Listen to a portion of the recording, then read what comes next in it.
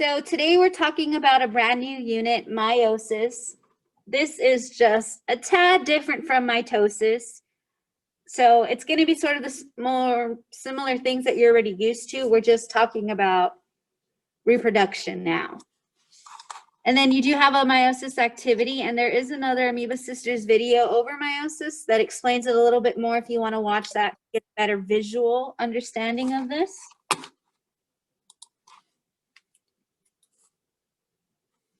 So let's go over our notes. So meiosis is the production of gametes, which are sperm and egg. In case you don't know, sperm comes from males, eggs come from females. This is the process of reduction division in which the number of chromosomes per cell,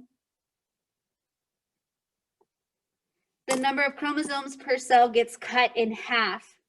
And it's going to do that through the separation of similar chromosomes, homologous chromosomes, in a diploid cell. So in your body right now, you as a person, you have diploid cells. Those are what we call somatic body cells. That's what you have. When you are an adult, a grown adult, and you are ready to mate with somebody, you're going to create haploid cells. And haploid cells are going to carry half of your chromosomes. So they don't carry all of your chromosomes. They only carry half of those chromosomes. And then again, when you're an adult, when you're old and you're ready to mate, your half gets combined with another half, and that forms another diploid cell. So yes, reproduction. That's what we're talking about. So homologous chromosomes are chromosomes that have corresponding chromosomes from the opposite sex parent cells. There are two sets of chromosomes, one from each parent. So in your body right now, you as a person, you have homologous chromosomes. And you got one of those chromosomes from your mom, and you got the other chromosome from your dad. Put them together, you have a pair inside of your body right now.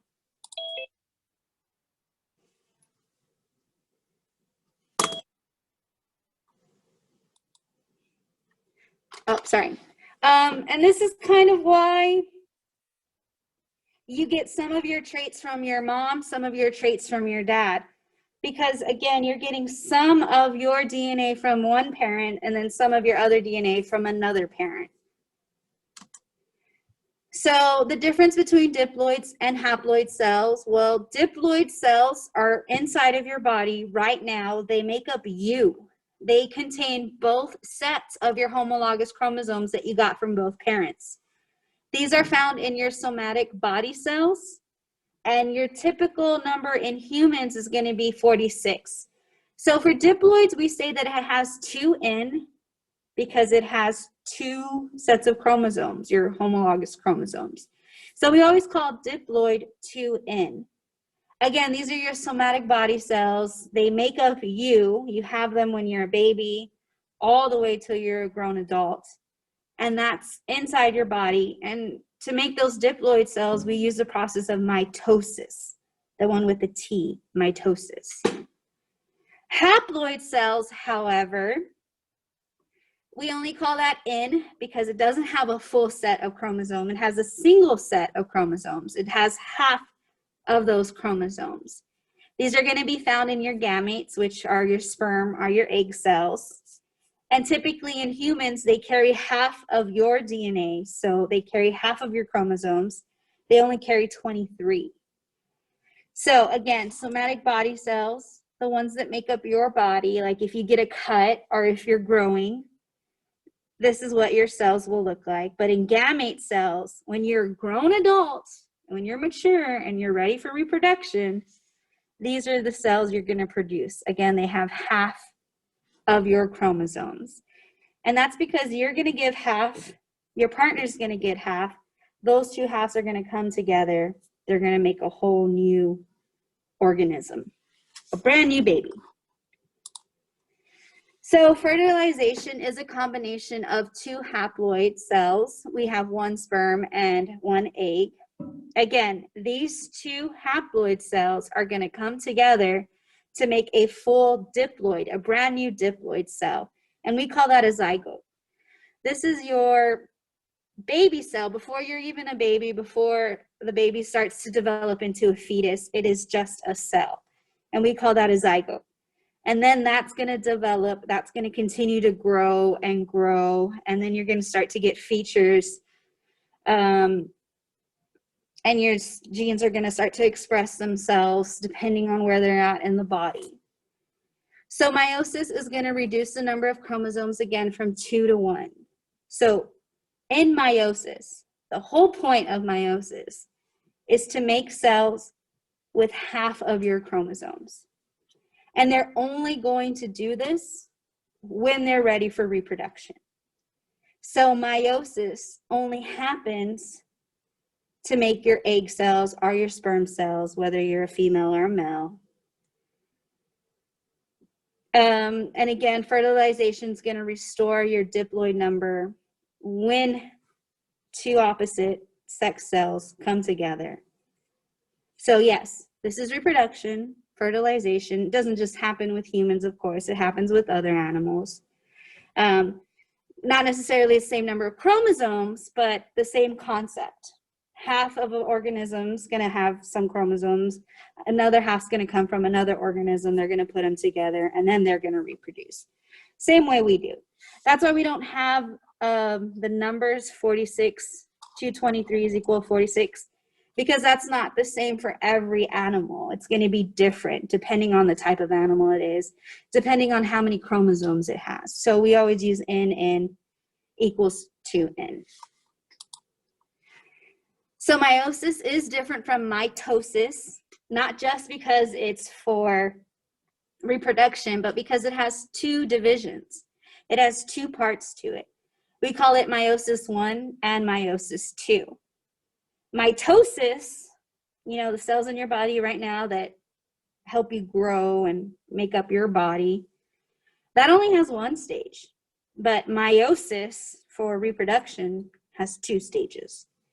By the end of mitosis 2, that one diploid cell that you started off with is going to enter two stages of meiosis.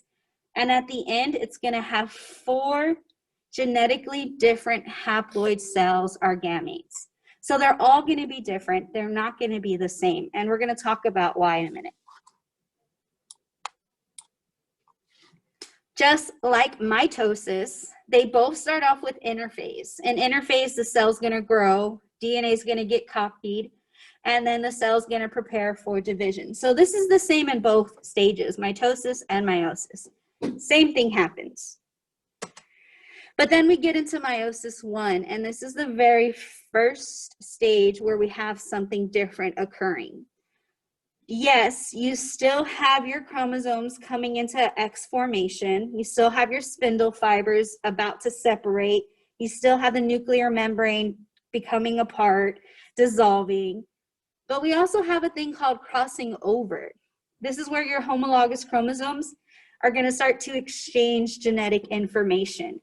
And it's going to produce chromosomes with different combinations than the parents. And this is how we get genetic variation. So if you have siblings that come from the same mother, same father as you, but y'all look different, the reason why is because of crossing over. So when you have your chromosomes in your parent cell, they get one from their mom, one from their dad, one from their dad, one from their mom.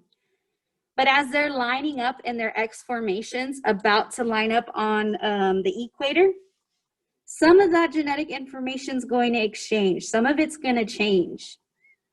So technically, your parent is giving you some genetic information that it got from its dad and its mom. And that's how you get genetic variation. That's why some of your siblings might look like an aunt or a cousin that you have, but you don't look like them. Came from the same parents, but because of this crossing over, you're getting different genes than your siblings got. This is very good because it allows for genetic differentiation. We don't want all of human beings to look alike. That's just weird. We want us to evolve. We want evolution. We want to look different. And this is how we're going to be able to look different.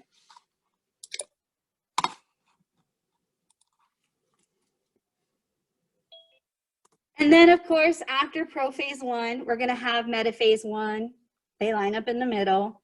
Anaphase 1, they pull apart. Telophase 1 and cytokinesis, we kind of combine them together. Same thing happens. The nuclear membrane comes back. Cells pull apart. So now we have 2 haploid cells that are going to enter a second division called meiosis 2.